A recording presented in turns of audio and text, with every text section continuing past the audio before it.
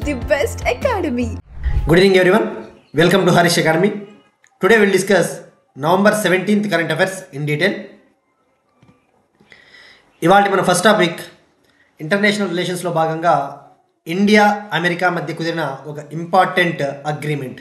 India America మధ్య కుదిరిన ఒక ఇంపార్టెంట్ ఒప్పందము. ఇండియా అమెరికా కంట్రీతో తొలిసారిగా ఒక ఎల్పిజి ఒప్పందాన్ని కుదుర్చుకునింది. For the first time India signed an agreement with America regarding LPG. India తొలిసారిగా అమెరికాతో ఎల్పిజి ఒప్పందం చేసుకుంది. ఇక్కడ ఎల్పిజి అంటే లిక్విఫైడ్ పెట్రోలియం గ్యాస్. ఎల్పిజి గ్యాస్కి సంబంధించి మన ఇండియాలో ప్రధానమంత్రి ఉజ్వల యోజన కింద కన్జ్యూమర్స్కి ఎల్పిజి గ్యాస్ సిలిండర్స్ ఇస్తారు కదా. సో ఈ కాంటెక్స్ట్లో ఎల్పిజి గ్యాస్ రిసోర్సెస్ని మనము వివిధ దేశాల నుంచి దిగుమతి చేసుకుంటా ఉన్నాము. ఈ సందర్భంగా అమెరికాతో తొలిసారిగా ఎల్పిజి అగ్రిమెంట్ని కుదుర్చుకునింది. ఇండియాకు చెందిన పబ్లిక్ సెక్టార్ కంపెనీస్ ఏవైతే ఉన్నాయో, ప్రభుత్వ రంగ సంస్థలు, Indian oil corporation, Bharat petroleum corporation limited, Hindustan petroleum corporation limited, ఇటువంటి పబ్లిక్ సెక్టార్ కంపెనీసు అమెరికాతో ఒక 1 year పాటు డీల్ కుదుర్చుకున్నాయి. సంవత్సరం పాటు ఈ డీల్ కుదుర్చుకున్నాయి. ఈ ఒప్పందంలో భాగంగా అమెరికాకు చెందిన గల్ఫ్ కోస్ట్, అమెరికాలో ఈ గ్యాస్ రిజర్వ్స్ ఎక్కువగా ఉంటాయి. గల్ఫ్ కోస్ట్, యుఎస్ఏకు చెందిన గల్ఫ్ కోస్ట్ నుంచి ఒక సంవత్సరానికి గాను 2026 ఇయర్కి గాను 2026 సంవత్సరానికి గాను 2.2 million tons ఆఫ్ ఎల్పిజిని ఇంపోర్ట్ చేసుకోవాలని చెప్పేసి ఒప్పందం కుదుర్చుకుంది భారత ప్రభుత్వం. 2026 సంవత్సరానికి గాను 2.2 million టన్నుల ఎల్పిజి గ్యాస్ను ఇంపోర్ట్ చేసుకోవాలి, దిగుమతి చేసుకోవాలని చెప్పేసి ఒప్పందం కుదుర్చుకునింది. గుర్తుపెట్టుకోండి, ఇక్కడ ఇది ఫర్ ద ఫస్ట్ టైం అమెరికాతో కుదిరిన ఒప్పందం. ఇక ఎల్పిజి విషయానికి వస్తే, ఇండియా ప్రపంచంలోనే ఎల్పిజిని అత్యధికంగా వినియోగిస్తూ ఉన్న దేశాల్లో ఇండియా సెకండ్ ప్లేస్లో ఉంది. India is in second place in terms of LPG consumption. India is second largest LPG consumer in the world. ప్రపంచంలోనే ఎల్పిజిని అత్యధికంగా వినియోగిస్తూ ఉన్న దేశాల్లో ఇండియా సెకండ్ ప్లేస్లో ఉంది. ఫస్ట్ ప్లేస్లో చైనా ఉంది. చైనా. ఇక మనము ఏదైతే ఎల్పిజి వాడతామో, మనం ఏదైతే వాడతామో, మన అవసరాలలో 50% మనము దిగుమతే చేసుకుంటా ఉన్నాము. 50% of our LPG needs are meeting by imports. అంటే మన అవసరాలు, ఎల్పిజి మనకి ఎంత అవసరం ఉంటుందో అందులో 50% మనము అదర్ కంట్రీస్ నుంచి దిగుమతి చేసుకుంటా ఉన్నాం. అత్యధికంగా ఎల్పిజిని మనము గల్ఫ్ కంట్రీస్, ముఖ్యంగా ఖతార్ నుంచి ఎక్కువగా ఇంపోర్ట్ చేసుకుంటూ ఉంటాం. సో ఒక విధంగా చెప్పాలి అంటే, ఇప్పుడు మనము ఈ ఎనర్జీ బాస్కెట్ని, మన శక్తి అవసరాలని మనము వివిధ దేశాల నుంచి దిగుమతి చేసుకుంటా ఉన్న పరిస్థితి ఇది. ఇక ఆయిల్ విషయానికి వస్తే, ఇండియా అత్యధికంగా ఆయిల్ని మనం రష్యా నుంచే ఇంపోర్ట్ చేసుకుంటా ఉన్నాం. India is importing highest oil from Russia. ఈ పెట్రోలియం క్రూడ్ ఆయిల్ విషయానికి వస్తే, ఇది ఇండియాకి అమెరికాకి మధ్య కుదిరిన ఎల్పిజి డీల్. నెక్స్ట్ వన్, 10 సంవత్సరాలు పూర్తి చేసుకున్న అమృత్ ఫార్మసీ. ఈ అమృత్ ఫార్మసీ 10 years కంప్లీట్ చేసుకునింది. ఈ అమృత్ ఫార్మసీ అనేది ఒక గవర్నమెంట్ ప్రోగ్రామ్ 2015లో లాంచ్ చేయడం జరిగింది. ఇండియాలో పేషెంట్స్కి అవసరమైన డ్రగ్స్, అవసరమైన మెడిసిన్స్, అవసరమైన ఔషధాలు, మందులు డిస్కౌంట్ రేట్స్కి, అత్యంత తక్కువ రేట్లో అందించడానికి భారత ప్రభుత్వము ప్రధానమంత్రి జన్ ఔషధ కేంద్రాలు ఏ విధంగా అయితే లాంచ్ చేసిందో ఆ టైపే అమృత్ ఫార్మసీ సెంటర్లను కూడా 2015లో health and family welfare ministry launch చేసింది. ఆరోగ్యము మరియు కుటుంబ సంక్షేమ మంత్రిత్వ శాఖ 2015లో అమృత్ అనే ఒక ప్రోగ్రామ్ని లాంచ్ చేసింది. ఈ స్కీమ్ ఇప్పుడు 10 years కంప్లీట్ చేసుకునింది. ఇక్కడ అమృత్ అంటే అబ్రివేషన్ వీలైతే గుర్తుపెట్టుకోండి, affordable medicines and reliable implants for treatment. అంటే ఏంటి? ఈ పేషెంట్స్కి అవసరమైన మెడిసిన్స్ తక్కువ రేట్లకే, లో కాస్ట్తోనే అందించాలి. అలానే అవసరమైన ఇంప్లాంట్స్ అంటే ఫర్ ఎగ్జాంపుల్ ఈ యొక్క ఏదైనా మెడిసిన్సే కాకోకుండా ఈ పేషెంట్స్, ముఖ్యంగా ఏజ్డ్ పీపుల్కి యూస్ చేసే స్టిక్స్ కావచ్చు, అటువంటి ఇంప్లాంట్స్, అటువంటి పరికరాలను తక్కువ రేట్లకే అందించడం కోసము అమృత్ స్కీమ్ని 2015లో లాంచ్ చేసింది. అమృత్ అనే ఒక ఇనిషియేటివ్ని. ఇందులో భాగంగా ఇండియాలో ఉన్న పెద్ద హాస్పిటల్స్లో, ఎయిమ్స్ లాంటి హాస్పిటల్స్లో అమృత్ ఫార్మసీ అవుట్లెట్స్ని ఏర్పాటు చేస్తారు. ఈ ఫార్మసీ సెంటర్ల ద్వారా పేషెంట్స్కి, ప్రజలకి అవసరమైన మెడిసిన్స్ 50-90% డిస్కౌంట్ రేట్తో అందించడం జరుగుతుంది. 50-90% డిస్కౌంట్ రేట్లతో అందించడం జరుగుతుంది.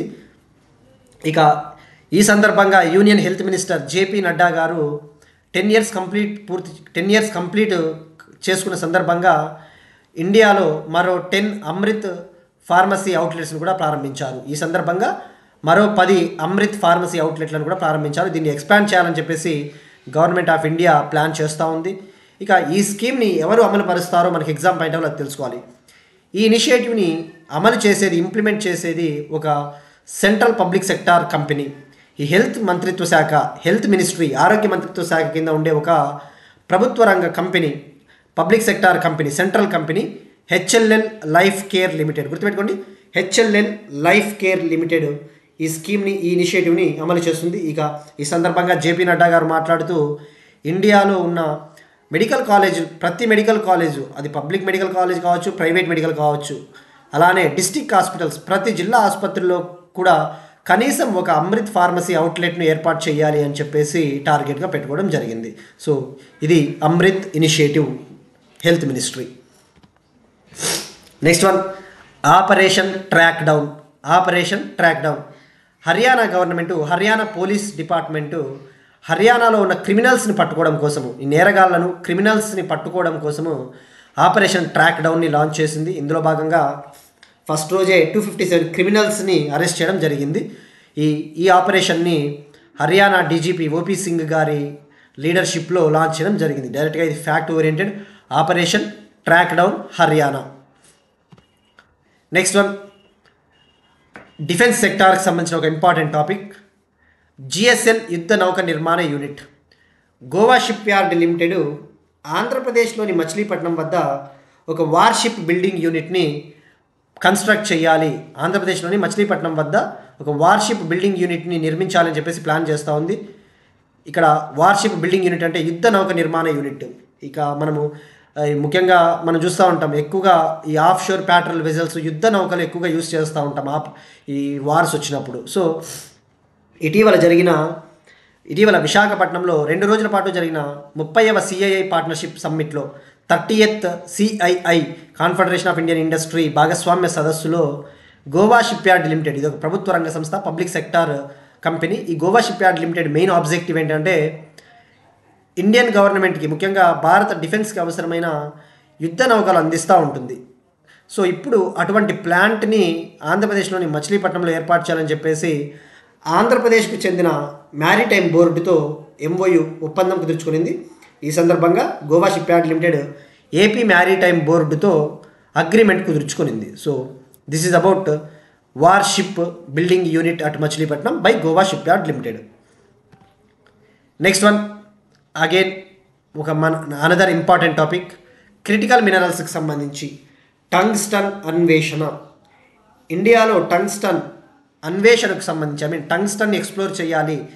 ముఖ్యంగా ఇండియాలో ఉన్న ఎక్కువ టంగ్స్టన్ ఎక్కడ ఉందో అని చెప్పేసి దాన్ని అన్వేషించడం కోసము హిందుస్థాన్ జింక్కు ఆంధ్రప్రదేశ్ గవర్నమెంట్ లైసెన్స్ ఇవ్వడం జరిగింది. ఆంధ్రప్రదేశ్లో టంగ్స్టన్ రిసోర్సెస్, ఈ టంగ్స్టన్ అనేది ఒక క్రిటికల్ మినరల్, కీలకమైన ఖనిజాల గురించి మనం డిస్కస్ చేసుకున్నాం.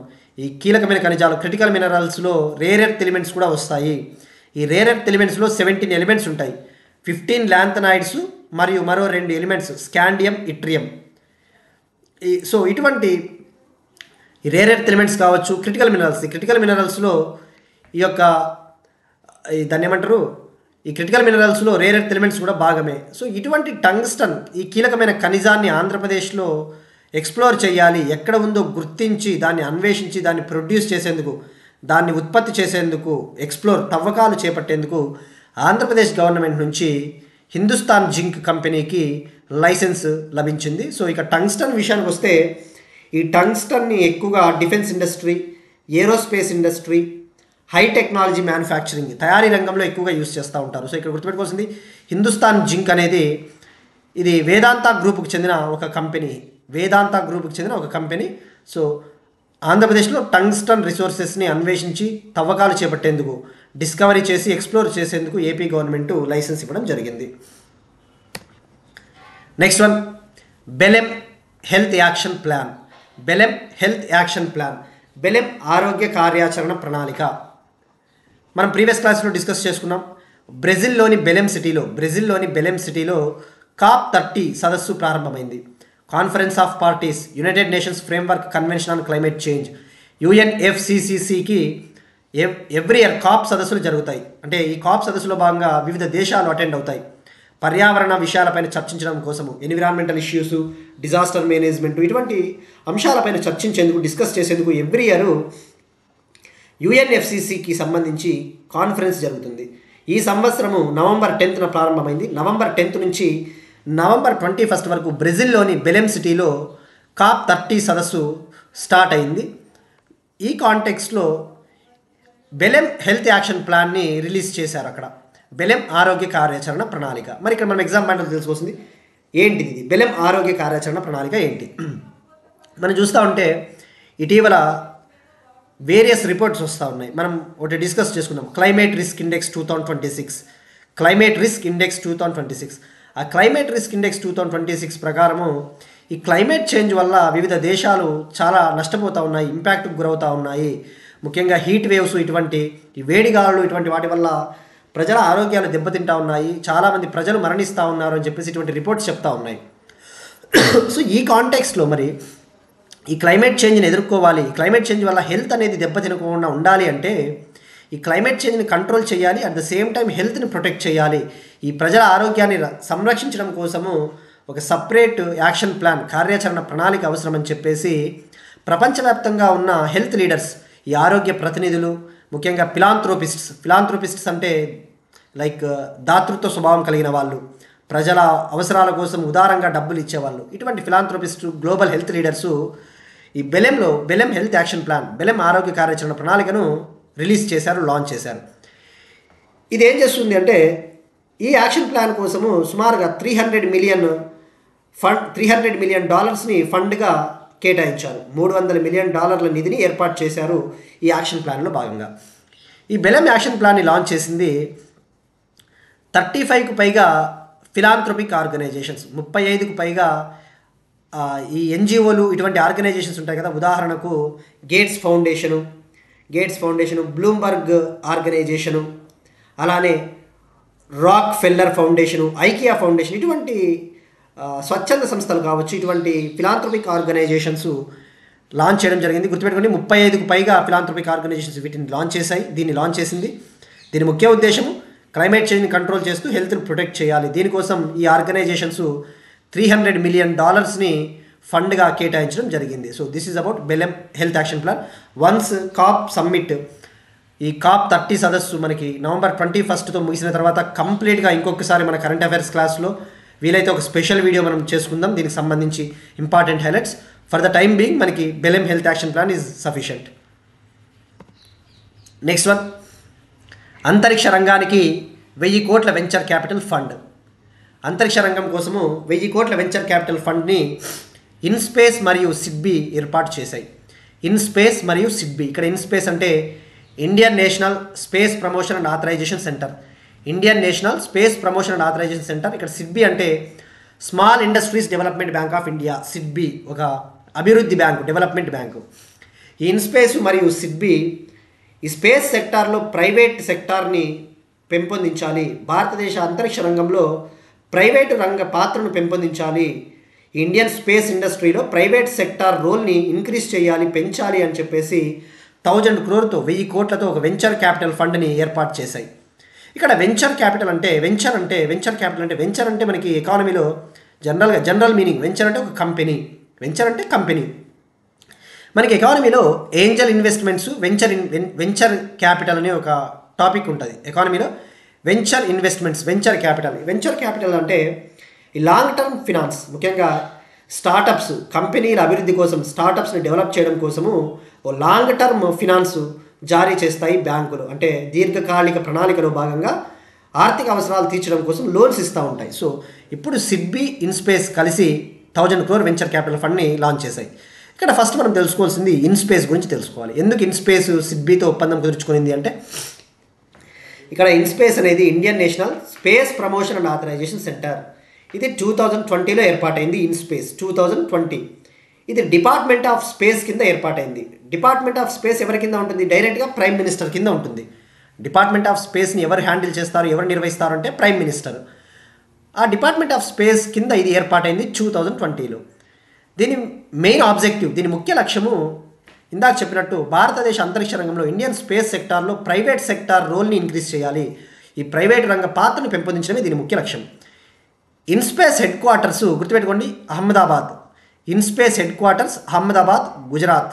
ఇక్కడ మనకి ఎగ్జామ్ పాయింట్ ఆఫ్ ఎప్పుడైనా ఒక ఆర్గనైజేషన్ చదివేటప్పుడు అది ఎప్పుడు ఏర్పాటైంది? ఇన్స్పేస్ 2020లో ఏర్పాటైంది. డిపార్ట్మెంట్ ఆఫ్ స్పేస్ కింద ఇది ఏర్పాటైంది. దీని హెడ్ క్వార్టర్స్ అహ్మదాబాద్, గుజరాత్. దీని యొక్క రోల్, దీని యొక్క లక్ష్యం కూడా మనం తెలుసుకున్నాం. ఇక సిడ్బీ ఇది ఒక డెవలప్మెంటల్ బ్యాంకు. యాక్చువల్లీ అక్టోబర్ 2024లోనే యూనియన్ కేబినెట్ ఒక నిర్ణయం తీసుకునింది. ఇండియన్ స్పేస్ సెక్టార్ కోసం ఒక 1000 crore వెంచర్ క్యాపిటల్ ఫండ్ని ఏర్పాటు చేయాలి అని చెప్పేసి.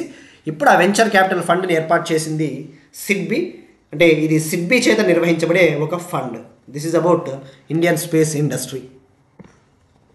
నెక్స్ట్ వన్, గగన్యాన్ మిషన్ కోసం మానవ రేటెడ్ వికాస్ ఇంజన్ను అభివృద్ధి చేసిన గోద్రేజ్ ఏరోస్పేస్. గగన్యాన్ మిషన్ కోసం హ్యూమన్ రేటెడ్ వికాస్ ఇంజన్ను డెవలప్ చేసిన Godrej aerospace. Godrej aerospace company developed human rated Vikas engine for the Gaganyaan mission. ఇక్కడ ఫస్ట్ మనకి 3 తెలుసుకోవాలి. గగన్యాన్ మిషన్ ఏంటిది, హ్యూమన్ రేటెడ్ వికాస్ ఇంజన్ ఏంటిది, గోద్రేజ్ ఏరోస్పేస్. గోద్రేజ్ ఏరోస్పేస్ అనేది ఇది ఒక ఏరోస్పేస్ కంపెనీ. దీని హెడ్ క్వార్టర్స్ ముంబై. ఇది ఇండియన్ కంపెనీ. దీని హెడ్ క్వార్టర్స్ ముంబై, మహారాష్ట్ర. మరి ఇప్పుడు గగన్యాన్ మిషన్ కోసము హ్యూమన్ రేటెడ్ వికాస్ ఇంజన్ని డెవలప్ చేసి డెలివరీ చేసింది. ఇస్రోకి ఇచ్చింది. ఇది ఇండియన్ స్పేస్ రీసెర్చ్ ఆర్గనైజేషన్కి ఇచ్చింది. ఇక్కడ తెలుసుకోవాల్సింది ఫస్ట్ మనకి వికాస్ ఇంజన్.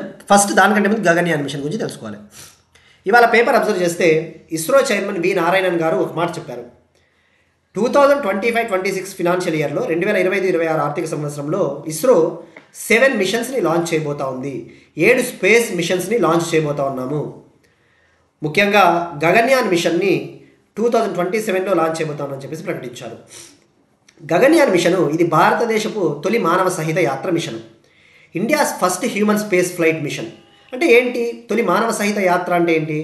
2027లో గగన్యాన్ మిషన్ ద్వారా ఇస్రో హ్యూమన్స్ని, ఆస్ట్రోనాట్స్ని స్పేస్లోకి పంపించబోతా ఉంది. దీనికంటే ముందు ఈ మానవ సహిత యాత్ర చేపట్టే కంటే ముందే 3 మానవరహిత మిషన్స్ను కూడా చేపట్టబోతా ఉంది. ఎప్పుడైనా గుర్తుపెట్టుకోండి, ఒక మానవ సహిత యాత్ర హ్యూమన్ స్పేస్ ఫ్లైట్ నిర్వహించాలి అంటే చాలా ఛాలెంజెస్ వస్తాయి, చాలా సవాళ్ళు ఎదురవుతాయి. ఆ సవాళ్ళని మనం సమర్థవంతంగా ఎదుర్కోవాలి అంటే తప్పకుండా మనం దానికంటే ముందు మానవరహిత యాత్రలు చేయాల్సి ఉంటుంది. అంటే ఏంటి, మానవులు లేకోకుండానే, హ్యూమన్స్ లేకుండానే మనం ప్రయోగాలు చేపట్టాల్సి ఉంటుంది. టెస్ట్ చేయాలి ఆ ఇంజన్ క్యాపబిలిటీ ఎలా ఉంది, ఇంజన్ సమర్థవంతంగా పనిచేస్తుందా లేదా అటువంటిది. మరి ఇప్పుడు ఇక్కడ హ్యూమన్ రేటెడ్ వికాస్ ఇంజన్ ఇక్కడ గుర్తుపెట్టుకొని గగన్యాన్ మిషన్ 2027లో లాంచ్ చేయబోతూ ఉన్నాం. మరి దీన్ని లాంచ్ చేయబోయేది LVM-3 రాకెట్ ద్వారా. లాంచ్ వెహికల్ మార్క్ 3 భారతదేశపు బాహుబలి రాకెట్ అని చెప్పేసి మనం తెలుసుకున్నాం. India's Baahubali rocket launch vehicle mark 3. ఇది 3 stage vehicle. First stage solid, second stage liquid, third stage Creo stage. అంటే ఇందులో క్రియో ఇంజన్ని వాడతారు, స్వదేశీ క్రియో ఇంజన్ని. మరి ఇక్కడ వికాస్ ఇంజన్, ఈ హ్యూమన్ రేటెడ్ వికాస్ ఇంజన్ని పేరు వచ్చేసి L110 Vikas engine. L110 Vikas engine. ఇక్కడ హ్యూమన్ రేటెడ్ అంటే అటువంటి మానవ సహిత యాత్ర చేపట్టాలి అంటే దాన్ని పర్ఫెక్ట్గా టెస్ట్ చేయాలి అంటే మనకి ఒక పర్ఫెక్ట్ ఇంజన్ కావాలి. సో ఈ ఇంజన్ని పరీక్షించడం ద్వారా ఆస్ట్రోనాట్స్ ఎవరైతే స్పేస్లోకి వెళ్తారో వాళ్ళు సేఫ్గా స్పేస్లోకి వెళ్ళి రావడానికి ఈ ఇంజన్ హెల్ప్ అవుతుందని చెప్పేసి హ్యూమన్ రేటెడ్ వికాస్ ఇంజన్ని డెవలప్ చేసింది గోద్రేజ్ ఏరోస్పేస్ కంపెనీ. గుర్తుపెట్టుకోండి, దీని పేరు వచ్చేసి L110 వికాస్ ఇంజన్. ఇక ఇస్రో చైర్మన్ నారాయణ గారు మాట్లాడుతూ 2028లో చంద్రయాన్ 4ని లాంచ్ చేయబోతా ఉన్నామని చెప్పేసి చెప్పారు. 2028లో చంద్రయాన్ 4. ఇక ఇండియాలో ఆల్రెడీ ఇప్పటి వరకు చంద్రయాన్ 1 2008లో, తర్వాత చంద్రయాన్ 2, చంద్రయాన్ 3ని లాంచ్ చేశాం. చంద్రయాన్ 4ని 2028లో లాంచ్ చేయబోతా ఉన్నారు. ఆ విషయం గుర్తుపెట్టుకోండి. ఇక జపాన్కు సంబంధించిన స్పేస్ ఏజెన్సీ సహకారంతో చంద్రయాన్ 5 దీన్నే లూపెక్స్ మిషన్ కూడా అంటారు, lunar polar exploration mission, LUPEX mission, India Japan. గుర్తుపెట్టుకోండి, చంద్రయాన్ 5 లేదా లూపెక్స్ మిషన్. లూపెక్స్ మిషన్ అంటేనే చంద్రయాన్ 5. ఇది ఏ దేశం హెల్ప్తో, ఏ దేశం కొలాబరేషన్ అంటే with the collaboration of Japan సహకారంతో లాంచ్ చేయబోతూ ఉన్నాం. ఇక 2028లో చంద్రయాన్ 4. ఇక ఈ ఆర్థిక సంవత్సరంలోనే 2025-26 ఆర్థిక సంవత్సరంలోనే 7 మిషన్స్ని, 7 స్పేస్ మిషన్స్ని లాంచ్ చేయబోతున్నట్టు కూడా చైర్మన్ నారాయణన్ గారు ప్రకటించారు. సో ఇక్కడ గోద్రేజ్ ఏరోస్పేస్ హ్యూమన్ రేటెడ్ వికాసించిన విషయం గుర్తుపెట్టుకుంటే సరిపోతుంది. Next one, Dubai air show, defence సెక్యూరిటీకి సంబంధించి Dubai air show 17th November ఇవాళ ప్రారంభమైంది. యూఏఈ కంట్రీలో, యునైటెడ్ అరబ్ ఎమిరేట్స్ కంట్రీలో ప్రారంభమైంది. యూఏఈలోని దుబాయ్లో ప్రారంభమైంది దుబాయ్ ఎయిర్ షో. ఇదొక వైమానిక ప్రదర్శన అని చెప్పవచ్చు. ఇందులో ఇండియన్ ఎయిర్ ఫోర్స్ పార్టిసిపేట్ చేస్తూ ఉంది. ఈ దుబాయ్ ఎయిర్ షోలో ఇండియన్ ఎయిర్ ఫోర్సు పాల్గొంటూ ఉంది. ఇది 17 నుంచి 21 వరకు, 17 నుంచి 21 నవంబర్ వరకు జరగబోతూ ఉంది. దుబాయ్ వరల్డ్ సెంటర్ దుబాయ్లో జరగబోతూ ఉంది. మరి ఇక్కడ మనం తెలుసుకోవాల్సింది ఏంటిది అసలు, ఈ దుబాయ్ ఎయిర్ షోలో ఇండియన్ ఎయిర్ ఫోర్స్ ఎందుకు పార్టిసిపేట్ చేస్తూ ఉందంటే, ఇక్కడ మన ఎయిర్ క్రాఫ్ట్స్, ఇండియాకు చెందిన LCA Tejas, light combat air craft Tejas, తేలికపాటి యుద్ధ విమానం LCA తేజాస్ ఇండియా తరపున, IAF తరపున దుబాయ్ ఎయిర్ షోలో పాల్గొంటూ ఉంది, పార్టిసిపేట్ చేస్తూ ఉంది. అలానే సూర్యకిరణ్ ఏరోబ్యాటిక్ టీం, ఇండియా తరపున సూర్యకిరణ్ ఏరోబ్యాటిక్ టీం కూడా పార్టిసిపేట్ చేస్తూ ఉంది. ఇక ఇండియా టీంకి ప్రాతినిధ్యం వహిస్తూ ఉన్న వాళ్ళు, ఇండియన్ టీంకి, ఇండియన్ డెలిగేషన్కి ఎవరు లీడర్గా, ఎవరి ఆధ్వర్యంలో దుబాయ్ ఎయిర్ షోలో మనం పాల్గొంటూ ఉన్నామంటే, minister of state for defence Sanjay Seth garu, ఈ రక్షణ శాఖ సహాయ మంత్రి సంజయ్ సేత్ గారు ఆధ్వర్యంలో మనం పాల్గొంటూ ఉన్నాం. గుర్తుపెట్టుకోండి, రక్షణ శాఖ సహాయ మంత్రి సంజయ్ సేత్ గారు. మరి ఇక్కడ ఫస్ట్ తెలుసుకోవాల్సింది దుబాయ్ ఎయిర్ షో. ఇది ఎన్నవ ఎడిషన్? ఎప్పుడైనా ఇటువంటి ఎయిర్ షోలు జరిగినప్పుడు ఇది ఎన్నవ ఎడిషన్ అంటే, ఇది 19th ఎడిషన్, 19వసారి జరుగుతూ ఉంది. ఇది ప్రతి 2 ఏళ్లకు ఒకసారి జరుగుతుంది. For every 2 years. It is a biennial event. Biennial అంటే సంవత్సరానికి 2 సార్లు జరుగుతుంది. For every 2 years. ఇప్పుడు జరుగుతూ ఉన్నది 19th ఎడిషన్, 19వ ఎడిషన్. ఇక ఇక్కడ సంజయ్ సేత్ గారి విషయానికి వస్తే, సంజయ్ సేత్ మనం కొన్నిసార్లు ఇటువంటివి ఎందుకు పెడతామంటే, Indian delegation led by Sanjay Seth అని ఎందుకు తెలుసుకోవాలి అంటే, కొందరి పేర్లు చూస్తే మనకు కొన్ని ఇంపార్టెంట్ ఈవెంట్స్ గుర్తు రావాలి. మనం మేలో డిస్కస్ చేసుకున్నాం. May 9th, 2025 May 9th Russia victory day parade celebrations నిర్వహించింది. రష్యా ప్రతి సంవత్సరం కూడా May 9న విక్టరీ దినోత్సవ పరేడ్ సెలబ్రేషన్స్ నిర్వహిస్తుంది. ఎందుకు? వరల్డ్ వార్ 2 రెండవ ప్రపంచ యుద్ధం టైంలో రష్యా జర్మనీని ఓడించడం వల్ల ఆ విజయోత్సవాల సందర్భంగా May 9th every year victory డేగా సెలబ్రేట్ చేసుకుంటుంది. ఈ సంవత్సరం 2025 May 9th రష్యా 80వ విక్టరీ డే పరేడ్ సెలబ్రేషన్స్ నిర్వహించింది. 2025 May 9th రష్యా హోస్టెడ్ 80వ victory day parade celebrations at Red Square. ఇక్కడ రష్యాలోని రెడ్ స్క్వేర్ వద్ద. అక్కడ ఇండియా తరపున డిఫెన్స్ మినిస్టర్ రాజ్నాథ్ సింగ్ గారికి ఇన్విటేషన్ పంపారు. భారతదేశం తరపున పాల్గొనాల్సిందిగా రక్షణ శాఖ మంత్రి రాజ్నాథ్ సింగ్ గారికి ఆహ్వానం పంపినప్పటికీ, బట్ ఇండియా తరపున రక్షణ శాఖ సహాయ మంత్రి, minister of state for defence Sanjay Seth garu India తరపున పాల్గొన్నారు. ఆ విషయం గుర్తుపెట్టుకోండి. ఒకవేళ అట్లా అడిగినా ఆశ్చర్యపోనక్కర్లేదు. భారతదేశం తరపున విక్టరీ డే పరేడ్ సెలబ్రేషన్స్లో రష్యాలో ఎవరు పాల్గొన్నారు అంటే, options prime minister, defence minister, Sanjay Seth, NSA national security adviser Ajit Doval, అలా 4 ఆప్షన్లు ఇస్తే మనకి ఫ్యాక్ట్ క్వశ్చన్ అనేది మనము రాంగ్ పెట్టడానికి ఛాన్స్ ఉంటుంది. So this is about Dubai air show. ఇక ఇవాళ క్వశ్చన్ చూద్దాం. ఒకటి, ఇది డిఫెన్స్కి సంబంధించి, ఎయిర్ బేస్కి సంబంధించి మనం డిస్కస్ చేసుకునే కాన్సెప్టే ఐనీ ఎయిర్ బేస్. ఇటీవల ఇండియా ఈ ఐనీ ఎయిర్ బేస్ నుంచి విత్డ్రా అవ్వాలని చెప్పేసి నిర్ణయం తీసుకుంది. ఈ ఐనీ ఎయిర్ బేస్ నుంచి భారతదేశ దళాలను, ఇండియన్ డిఫెన్స్ ఫోర్సెస్ని విత్డ్రా చేసుకోవాలి, ఉపసంహరించుకోవాలని చెప్పేసి నిర్ణయం తీసుకునింది. ఈ ఐనీ ఎయిర్ బేసు ఏ కంట్రీలో ఉంది? Ayni air base is located in which country? దీనికి ట్రై చేయండి. ఇక అలానే న్యూమా ఎయిర్ బేస్. ఇటీవల న్యూమా ఎయిర్ బేస్ మనము ఇండియన్ ఎయిర్ ఫోర్సు దీన్ని లాంచ్ చేసింది, ఆపరేషనలైజ్ చేశాము. ఈ న్యూమా ఎయిర్ బేసు ఏ ప్రాంతంలో లొకేట్ అయి ఉంది? ఈ రెండింటికి తప్పకుండా ట్రై చేయండి. నెక్స్ట్ వన్, కల్చర్కి సంబంధించి, సాంస్కృతిక వారసత్వ సంపదకు సంబంధించిన ఒక ఇంపార్టెంట్ టాపిక్, ఇన్స్క్రిప్షన్స్, శాసనాలకు సంబంధించి. పుష్పగిరిలో 13వ శతాబ్దం శాసనాల గుర్తింపు. ఆంధ్రప్రదేశ్లోని కడప డిస్టిక్లోని పుష్పగిరి అనే ప్లేస్లో శ్రీ వైద్యనాథేశ్వర స్వామి టెంపుల్ అలానే నాగేశ్వర స్వామి టెంపుల్ ఉంది, లార్డ్ శివ టెంపుల్, పరమేశ్వరుని దేవాలయాలు, శ్రీ వైద్యనాథేశ్వర స్వామి, నాగేశ్వర స్వామి టెంపుల్స్ ఉన్నాయి. ఆ టెంపుల్కి నియర్ బై, ఆ టెంపుల్కి దగ్గరలో 13th సెంచరీ ఇన్స్క్రిప్షన్స్ని కనుగొన్నారు చరిత్రకారులు, హిస్టారియన్స్. తమిళనాడు చెన్నైకు చెందిన భారత పురావస్తు శాఖ సిబ్బంది, ఇండియన్ హిస్టారియన్స్ ఈ ప్రాంతంలో 13th సెంచరీ 13వ శతాబ్దానికి చెందిన శాసనాలను గుర్తించారు. మనకి ఎగ్జామ్ పాయింట్ ఆఫ్ వ్యూ ఎప్పుడైనా శాసనాలు గుర్తించినప్పుడు అవి ఏ కాలానికి చెందినవి, అవి ఏ టైప్ ఆఫ్ శాసనాలు అంటే రాగి శాసనాలా, లేదంటే బంగారు శాసనాలా, లేకపోతే శిలా శాసనాలా, అటువంటివి తెలుసుకుంటే సరిపోతుంది. సో ఇక్కడ గుర్తుపెట్టుకోండి, 13th సెంచరీ అంటే మిడీవల్ పీరియడ్, మధ్యయుగము, వైఎస్ఆర్ కడప డిస్టిక్, ఆంధ్రప్రదేశ్. ఇది స్టోన్ ఇన్స్క్రిప్షన్ అంటే శిలా శాసనాలు, రాతి శాసనాలు. So this is about culture topic. Next one, UNICEF India celebrity ప్రచారకర్తగా Keerthy Suresh. UNICEF India celebrity ప్రచారకర్తగా కీర్తి సురేష్ గారిని యూనిసెఫ్ నియమించింది. ఇక్కడ UNICEF India celebrity advocacy, India తరపున యూనిసెఫ్ ఇండియా సెలబ్రిటీ అడ్వకసీ అంటే ప్రచారకర్తగా యాక్ట్రెస్, హీరోయిన్ కీర్తి సురేష్ గారిని యూనిసెఫ్ ఇండియా నియమించింది. ఈమె వచ్చేసి పిల్లల మానసిక ఆరోగ్యం, హక్కుల గురించి అవగాహన కల్పించబోతా ఉంది. చిల్డ్రన్ యొక్క మెంటల్ హెల్త్, చిల్డ్రన్ యొక్క రైట్స్ గురించి అవేర్నెస్, ప్రజలలో అవేర్నెస్ తీసుకురావడానికి ట్రై చేయబోతా ఉంది. ఆల్రెడీ అమితాబ్ బచ్చన్, సచిన్ టెండూల్కర్ లాంటి ఫేమస్ పర్సనాలిటీస్తో కలిసి ఈమె పని చేయబోతా ఉంది. Next one, books, important books. Dalai Lama జీవిత కథ ఆవిష్కరణ. బౌద్ధ గురువు, బుద్ధిజం రిలీజియన్ ఆధ్యాత్మిక గురువు, philosophical spiritual guru 14th Dalai Lama, 14వ దలైలామా గారి జీవితానికి సంబంధించిన, ఆయన లైఫ్కి సంబంధించిన ఆటోబయోగ్రఫీని రిలీజ్ చేశారు.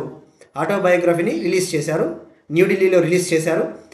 ఈ ఆటోబయోగ్రఫీని, జీవిత కథని హిందీలో రచించారు. హిందీలో తెలంగాణ హైదరాబాద్కు చెందిన రైటర్ అరవింద్ యాదవ్ హిందీలో రచించడం జరిగింది. దీని పేరు వచ్చేసి, హిందీలో రాసిన ఈయన జీవిత కథ పేరు అనశ్వర్. ఈ పుస్తకాన్ని first BJP leader Murali Manohar Joshi గారికి ఇవ్వడం జరిగింది. సో ఇక్కడ గుర్తుపెట్టుకోవాల్సింది, దలైలామా గారి హిందీ ఆటోబయోగ్రఫీ అనశ్వర్. ఎవరు రచించారు అంటే హైదరాబాద్కు చెందిన అరవింద్ యాదవ్. ఐరిస్ ఓ రోబో టీచర్. ఐరిస్ అనేది భారతదేశం మొట్టమొదటి artificial intelligence robot teacher, India's first artificial intelligence robot teacher. ఇది కృత్రిమ మేధస్సుతో పనిచేసే ఒక రోబో. ఇది స్టూడెంట్స్కి ఎడ్యుకేషన్ చెప్తుంది. ఈ ఐరిస్ అనే భారతదేశం మొట్టమొదటి రోబో టీచర్ని కేరళలోని తిరువనంతపురం చెందిన ఒక విద్యాసంస్థ దీన్ని డెవలప్ చేసింది. ఇండియాస్ ఫస్ట్ ఏఐ రోబో టీచర్ని ఎవరు డెవలప్ చేశారంటే కేరళ. మరి ఇప్పుడు ఈ ఐరిస్ బెంగళూరులోని ఒక స్కూల్లో స్టూడెంట్స్కి ఎడ్యుకేషన్ చెప్పేందుకు దీన్ని తీసుకురావడం జరిగింది. ఆ సందర్భంగా మనం ఎగ్జామ్ పాయింట్ ఆఫ్ తెలుసుకోవాల్సింది, India's first AI robot teacher అంటే ఐరిస్. ఇది మొత్తం 40 లాంగ్వేజెస్ అండర్స్టాండ్ చేసుకుంటుంది, 40 భాషలు అర్థం చేసుకుంటుంది. ఇక ఇటువంటివే ఎప్పుడైనా ఫ్యాక్ట్స్. ఇక ఇటీవలనే ప్రపంచంలో మే 2025లో ప్రపంచంలోనే మొట్టమొదటి AI doctor clinic, world's first artificial intelligence doctor clinic, ప్రపంచంలోనే మొట్టమొదటి ఆర్టిఫిషియల్ ఇంటెలిజెన్స్ కృత్రిమ మేధస్సు డాక్టర్ క్లినిక్ని సౌదీ అరేబియాలో ప్రారంభించారు. ఆ ప్రపంచంలోనే మొట్టమొదటి AI doctor clinic doctor Hua, name వచ్చేసి డాక్టర్ హువా. ఆ ఏఐ డాక్టర్ ఏం చేస్తుందంటే ఈ పేషెంట్స్కి సంబంధించిన డయాగ్నోస్టిక్స్ డీటెయిల్స్ అన్నీ కలెక్ట్ చేస్తుంది. సో ఇది fact oriented. Next one, sports. GT open indoor world series title. ఈ ఇండోర్ వరల్డ్ సిరీస్ టైటిల్ని ఇండియాకు చెందిన ధనుర్విద్య క్రీడాకారుడు ఆర్చర్ కుషాల్ దలాలు గెలుచుకున్నాడు. ఫైనల్లో అమెరికాకు చెందిన స్టీఫెన్ హ్యాన్సన్ని డిఫీట్ చేసి ఓడించి గోల్డ్ మెడల్ గెలుపొందాడు. So GT open indoor world series title ఎవరు గెలుపొందారంటే ఇండియన్ ఆర్చర్ కుషాల్ దలాల్. ఈయన కాంపౌండ్ మెన్స్ కేటగిరీలో ఈ టైటిల్ని గెలుపొందాడు. నెక్స్ట్ వన్, అగైన్ స్పోర్ట్స్కి సంబంధించి డెఫ్ ఒలింపిక్స్ 2025. డెఫ్ ఒలింపిక్స్ 2025 అంటే బధిర క్రీడాకారులకి, అంటే డెఫ్ ప్లేయర్స్, ఈ వినికిడి లోపం ఉన్న ప్లేయర్స్కి నిర్వహించే ఒలింపిక్స్, స్పెషల్ ఒలింపిక్స్. ఈ డెఫ్ ఒలింపిక్స్ 2025 టోక్యోలో జరుగుతూ ఉంది. జపాన్లోని టోక్యోలో ఇది జరుగుతూ ఉంది. ఈ డెఫ్ ఒలింపిక్స్ 2025లో తెలంగాణకు చెందిన ధనుష్ శ్రీకాంత్ వరల్డ్ రికార్డ్ సృష్టించాడు. తెలంగాణకు చెందిన shooter Dhanush Srikanth world record సృష్టించాడు. ఈ అబ్బాయి 10 మీటర్స్ ఎయిర్ రైఫిల్లో 10 మీటర్ల ఎయిర్ రైఫిల్ షూటింగ్లో గోల్డ్ మెడల్ గెలుపొందాడు. ఈ టోక్యోలో జరుగుతూ ఉన్న ఈవెంట్లో తెలంగాణకు చెందిన ఇతను 252.2 స్కోర్ చేశాడు. గతంలో కూడా అతని పేరిటే వరల్డ్ రికార్డు ఉండింది 251.7 స్కోరు. ఇప్పుడు ఆ స్కోర్ని దాటి 252.2 స్కోర్ చేశాడు ఫైనల్స్లో. సో ఇక గుర్తుపెట్టుకోవాల్సింది 10 మీటర్స్ ఎయిర్ రైఫిల్స్లో గోల్డ్ మెడల్ తెలంగాణకు చెందిన ధనుష్ శ్రీకాంత్ డెఫ్ ఒలింపిక్స్ 2025. ఇవి ఇవాల్టి కరెంట్ అఫైర్స్. మనం ఒకసారి క్విక్గా రీక్యాప్ చూద్దాం. ఇండియా అమెరికా ఎల్పిజి ఒప్పందము 1 ఇయర్ డీల్, మొదటిసారిగా చేసుకున్న ఒప్పందం. 10 సంవత్సరాలు పూర్తి చేసుకున్న అమృత్ ఫార్మసీ, హెల్త్ మంత్రిత్వ శాఖ, ఆరోగ్య మంత్రిత్వ శాఖ. ఆపరేషన్ ట్రాక్ డౌన్, క్రిమినల్స్ను పట్టుకోవడానికి హర్యానా గవర్నమెంట్ లాంచ్ చేసిన ఆపరేషన్. ఆంధ్రప్రదేశ్లోని మచిలీపట్నం వద్ద వార్షిప్ బిల్డింగ్ యూనిట్ని ఏర్పాటు చేయనున్న గోవా షిప్ యార్డ్ లిమిటెడ్ యుద్ధ నౌక నిర్మాణ యూనిట్. ఆంధ్రప్రదేశ్లో టంగ్స్టన్ ఖనిజాన్ని గుర్తించి ప్రొడ్యూస్ చేసేందుకు తవ్వకాలు జరిపేందుకు హిందుస్థాన్ జింక్కు AP government licence. Belem health action ప్లాన్ను రిలీజ్డ్ COP30 సదస్సులో రిలీజ్ అయింది. అంతరిక్ష రంగానికి 1000 crore వెంచర్ క్యాపిటల్ ఫండ్ ఏర్పాటు చేసిన సిడ్బీ. గగన్యాన్ మిషన్ కోసం హ్యూమన్ రేటెడ్ వికాస్ ఇంజన్ అభివృద్ధి చేసిన గోద్రెజ్ ఏరోస్పేస్. దుబాయ్ ఎయిర్ షోలో పాల్గొంటా ఉన్న ఇండియన్ ఎయిర్ ఫోర్స్, ఇది 2 ఏళ్లకు ఒకసారి జరిగే ఎయిర్ షో. పుష్పగిరిలో 13వ శతాబ్దం శాసనాల గుర్తింపు శిలాశాసనాలు stone inscriptions Andhra Pradesh Kadapa. UNICEF India celebrity advocacy ప్రచారకర్తగా హీరోయిన్ కీర్తి సురేష్. బౌద్ధ గురువు 14వ దలైలామా యొక్క ఆటోబయోగ్రఫీ జీవిత కథ Hindi autobiography Anashwar. India's first AI robot teacher, భారతదేశం మొట్టమొదటి ఏఐ రోబో టీచర్ ఐరిస్.